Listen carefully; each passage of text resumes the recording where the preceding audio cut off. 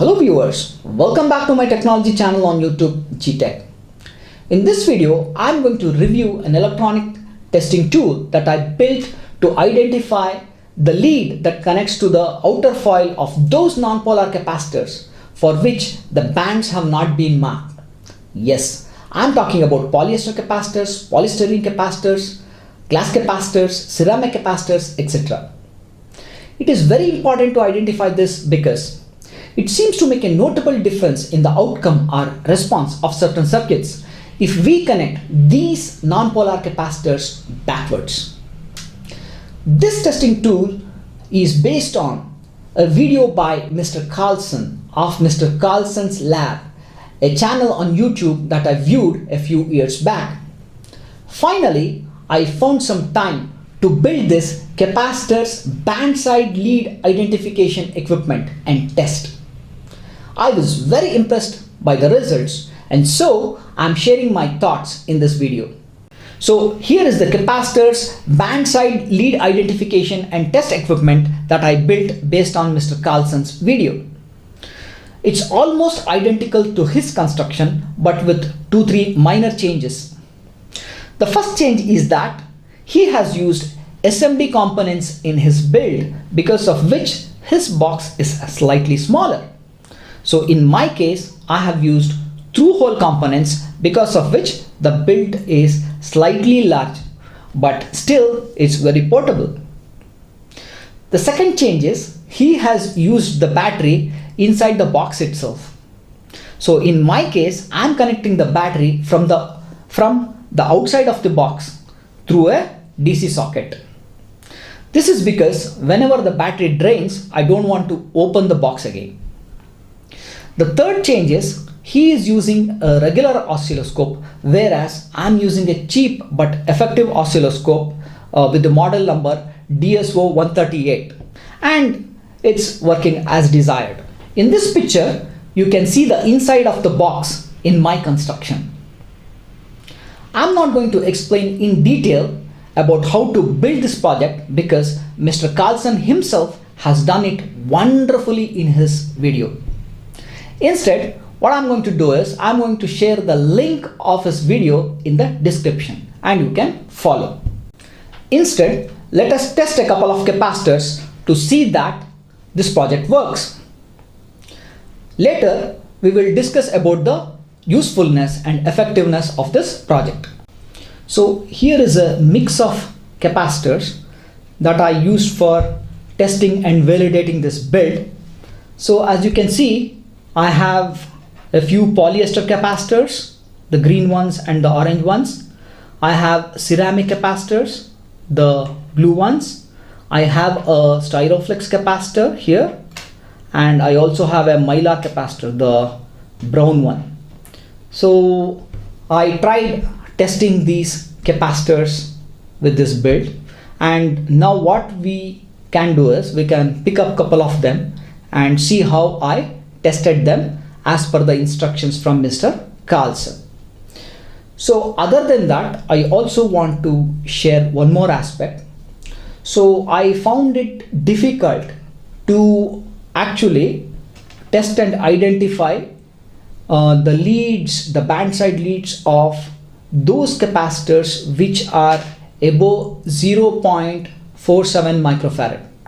So it works only for small value capacitors. So that was one problem that I had. That could be because of the sensitivity of the oscilloscope itself, because I think the lowest is 5 millivolt, 10 millivolts is the lowest sensitivity for this oscilloscope, and probably if I have a regular oscilloscope, so I should be able to go further down and probably test capacitors of higher value.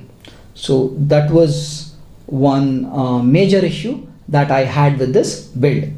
So now let us try to test a few capacitors and identify the band side leads. So as you can see here, I have the setup ready. I have connected an oscilloscope to this testing unit, and then I have powered this unit through a battery, and I've also connected a power supply to the oscilloscope and switched it on. So now as you can see, here is the trace on the oscilloscope. So now on this testing tool there are two leads here which I have connected right now, and I have crocodile clips here. So now I separated it now. So between these two clips we need to connect the capacitor that we need to test. So let me do it. So randomly here I'm picking a capacitor.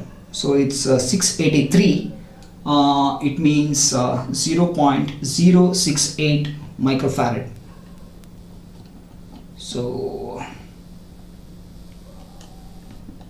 So we need to connect the capacitor that we are going to test like this. So now we need to observe the toggling LEDs on the testing tool, and at the same time we also need to observe the waveform on the oscilloscope. And while doing so, we need to hold the capacitor like this. In this way we will be inducing some noise to the capacitor. So now please observe LED, and at the same time you please observe the waveform on the oscilloscope. So now as you can see, when the LED is on the left, we see some sort of a waveform where the amplitude is a little bit higher. So when the LED switches on the right side, so the amplitude of the wave almost becomes 0, as you can see here. Okay, please observe. So now it's more, now it became less, it became more, it became less. So now when the amplitude of the wave that you can see on the oscilloscope, when that is minimum, so we need to observe the LED which switches on, and that side is the band side. Okay, so in this case the red side, the red terminal side, this one is the band side. Okay, so now what we can do is we can take a marker and put a small mark there to identify the band side. So when we connect this capacitor in circuits, so we can take decision accordingly, like how it has to go in that particular circuit. So let's test more capacitors. So now I have connected the styroflex capacitor, and let me induce some noise. Please observe the LED as well as the waveform on the oscilloscope. So now see here.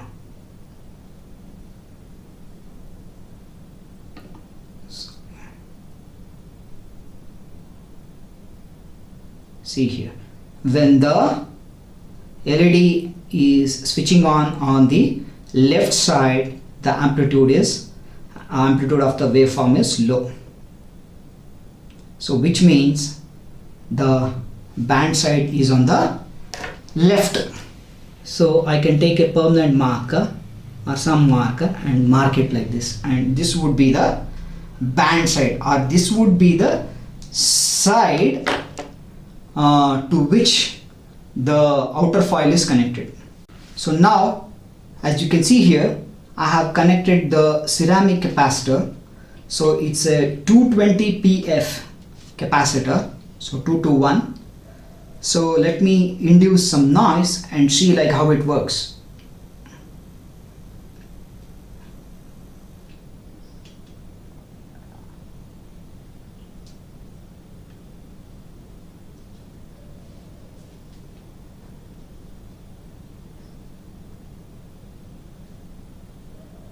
So as you can observe, when the LED on the right side lights up, the amplitude of the waveform is low. So which means the band side is the right lead. Okay, so the right side one here. So I can mark it like this. So this is the band side. Okay, so let us test one more last capacitor. So now I have connected the box capacitor that we have here. So it's a 100 nano capacitor. So that means it's a 0.1 microfarad capacitor. So let me induce some noise and let us observe the LEDs as well as the waveform on the oscilloscope.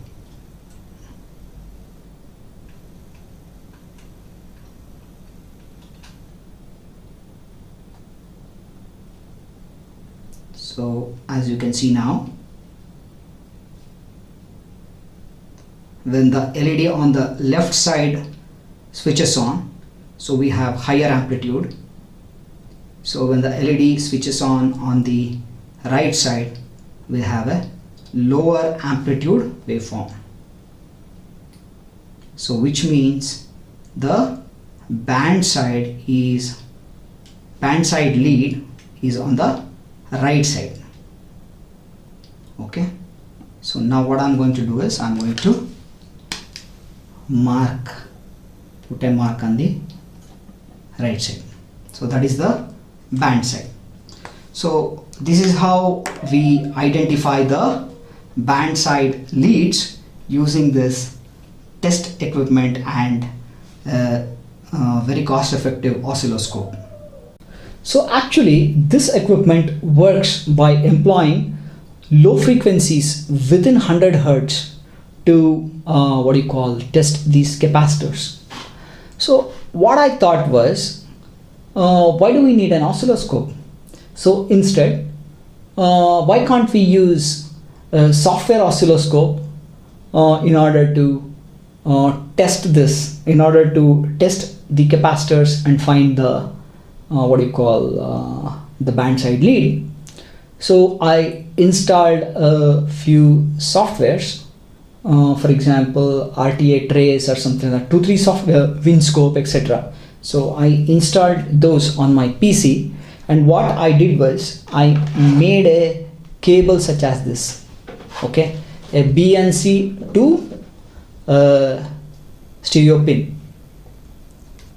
Okay, so I made a cable such as this, and then I connected this to the mic socket of my PC, and of course I connected this to my test equipment. I was able to get the waveform on my PC, so through the mic input. But unfortunately what happened was, probably because of the sensitivity issue, or probably the system is not able to recognize low frequencies so properly, my sound card. So maybe for those reasons I was not able to clearly identify the difference in amplitudes when the LEDs toggle. So because of which it was a failure, but maybe it might work if properly configured. So I will test it some other time when I find some quality time. So that's what happened when I tried to make this work without an oscilloscope. So now I have built this test equipment, so I was also able to find the band ends of all these capacitors. So the biggest question is, Like if we connect these capacitors in the right direction in the electronic circuits, will it really make a difference? So to test that, I did some experiments with some of my audio equipments that I have. For example, actually I'm an electronics hobbyist, specifically a high fidelity audio enthusiast. So I also work with audiophile grade audio equipments. So I had a few preamplifiers with me. So I picked up one of them which had some slight problems that I could not resolve for quite a long time. So the problem was the two channels were not identical in response. For example, when it comes to the audio levels, so one channel was slightly lower than the other. That was my first problem. And also the frequency response. So the quality or the difference in the quality of sound was slightly different between the two channels. So the third problem was one of the channels was slightly picking up hum. So I had three problems. So then I opened the opened the unit, and then took out all the capacitors and marked the bands, and after that I replaced them in the right direction. And to my astonishment, all the three problems were resolved. That is, the levels became alright. Number two, now both the channels seem to sound identical. I want to clarify one thing here. So I gave the same signal to both the channels. Okay, so to make sure that we are getting the same response in both the channels. So very important. So finally, to my ultimate astonishment, the hum disappeared. Okay, so practically I tested that connecting these capacitors in the right direction does matter in electronics circuits. The same thing is applicable if you are working with radio electronics, which employs high frequency signals, and probably in all those equipments such as say oscilloscopes and many lab equipments, this might matter to quite an extent. Okay, where all you find signals, so most likely you will be encountering capacitors.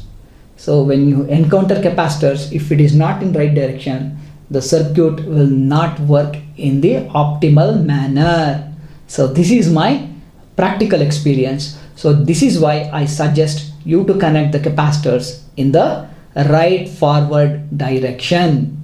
So friends, this is all about this video. I'm definitely damn sure that this video is very informative and useful. So if you like this video, please click on the like button, and also if you want to receive notifications about my future videos, you can subscribe to my channel and click on the bell icon. So that's all for now. Thank you.